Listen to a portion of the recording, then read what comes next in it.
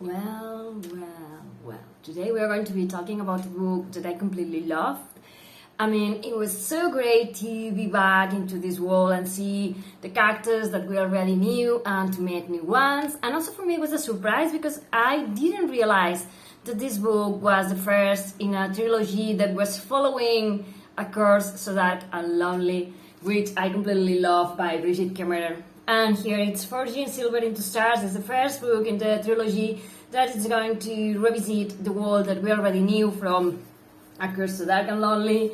And we're going to be seeing the characters that we already know, like Harper and Wren, Grey and Leomara, and everyone. And also this book is going to be narrated by three people. We are going to be knowing a lot about Tycho, and we are going to be introduced to two new characters called Callyn and Jax. And man, I love this book. Yeah, honestly, the plot is amazing, but I didn't care about the plot. I just wanted more about Jax and Tycho. I needed them to be together. I wanted them to be in love. I wanted them to enjoy each other's company. I wanted them to be able to heal each other and to cherish each other. And yeah, I was like, okay, I don't care for anything else. No, yeah. I wasn't going to say I'm kidding, but actually, I'm not so sure about that. I mean, they work so well together as a couple, as friends, as two people who meet like in different spectrums of the situation. Like Tycho is a member of the kingdom. He's like the royal courier, and Jax, it's like living in a village, and he's struggling because he needs money and he needs more work and he needs lots of things. So they're like in very separate parts of the spectrum. But yeah, before I begin to talk about the characters, let's talk about the plot of the book. No spoilers. So yeah, you remember the first three books in the trilogy as I showed them before, and here we are going to be dealing with the consequences of having Grey as a king. If you remember, Grey discovers that he has magic, and the people fear this magic. So he's facing like lots of opposition, people who don't want the kingdom to be ruled by a king with magic. So there is going to be uprisings, very violent ones. In the very first chapter, we're going to be seeing one of them. And yeah, people have this opinion that they want to get rid of the king because Leomara deserves better, deserves someone who has no magic and who can rule like her mother used to. If you remember the first books, yeah, the mother wasn't all that cool. Yeah. So yeah, we're going to be facing that situation in which Grey is using Tycho to be running errands and also trying to spy and try to uncover more things about this rebellion and about all these spies that he has and everyone that wants to, to depose him.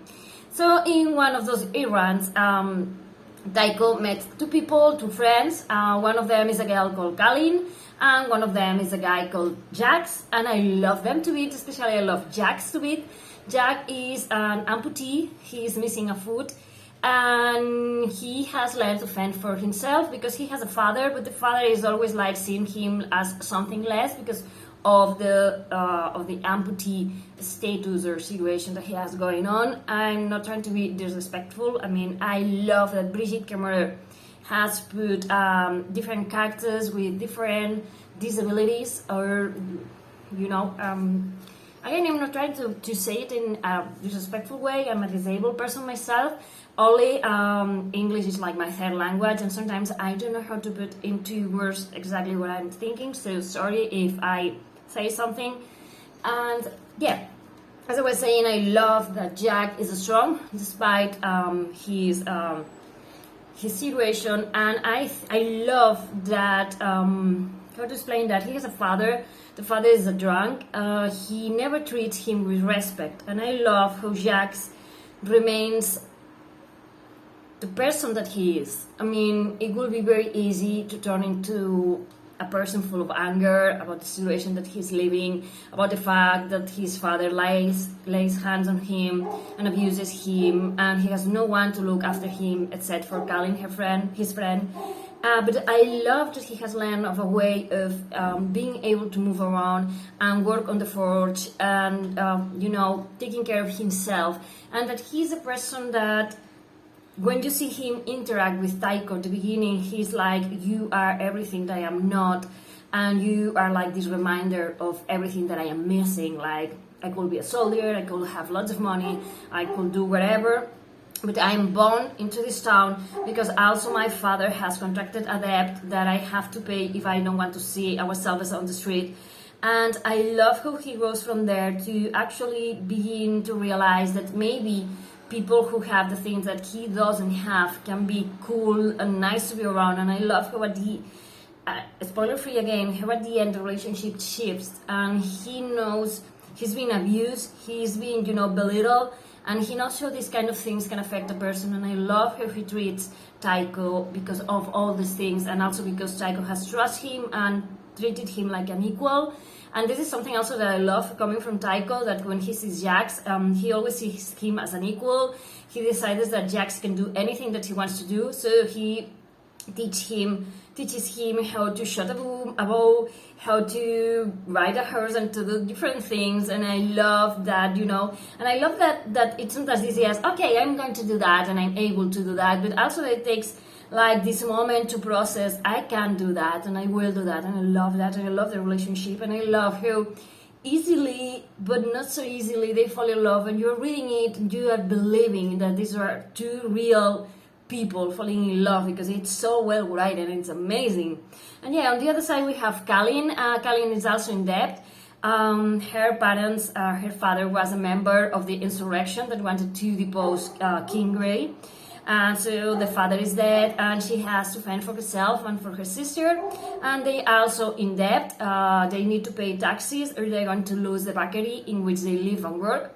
So yeah, they're also struggling, but she's going to fall into the other side of the balance. Well, Jax is going to be with Tycho. She's going to fall with... I kind of hate that character that he... Yeah, I hate Lord Alec. Yeah, she's going to be half dealings with him, and it's like, I hate that character. Yeah, a lot. Yeah. That was a relationship that was also very well written. I love how kind of naive Callyn was, and she was always thinking what my mom will do in this situation, because her mom was a soldier and she died in the Emberfall battle. So she's always putting herself into her mom's shoes, and I love the journey of self-growth and self-discovery that she undergoes, and the moment in which she realizes that she has to begin to think what I will do instead of what my mom will do, because she's her own person, and I love that. And as I was saying, I hate the character that she kind of interacts with, Lord Alec. But I have to say that Brigid Kemmerer knew how to write that character and how to show this relationship as not a true relationship. You can see how she's kind of being abused and used by that guy. And yeah, you're suffering when you're reading those pages. You're thinking, wake up, girl. But yeah, you can understand how easy it will be to fall into his traps if you were this character and the situation she's living and the age she has. So for me, it was amazing to see her, to do this journey into, discovering who she really is and what she wants and expects from life, which is an amazing thing. And I love that she did that. Jax has Tycho, and she kind of does that on her own. So for me, she's a very powerful character too in that way. And yeah, I mean, we're going to see Grey again, which I love. We're going to see Nika, new characters. We're going to see the Scravers again. And yeah, I'm wondering why some deals are made. What does it mean for Tycho? What does it mean for the following books? What the hell is going to happen? I love Brigid Kemmerer. I love her plots. I love her stories. I love how lush and amazing her world building is. I love that she has come back to these characters and this world that I love immensely. And for me, the best thing that she does in writing is the characters. Her characters are always fully fleshed out. You can believe that they really are human beings, real people, and that someone is telling you the story of the things they went through. And I love how unique they are, and I love here in this book we are going to see a more sweet, it's not the word, but we're going to see a more centered and mature Ren, and we're going to see Grey like being a little snappy sometimes, and I love that we are going to see different faces to the characters that we already fell in love with. And yeah, I could be raving about this book like forever, so yeah, I'm shutting up, I'm saying pick this one up, it's amazing, you're going to love it. So yeah, thank you for watching, bye!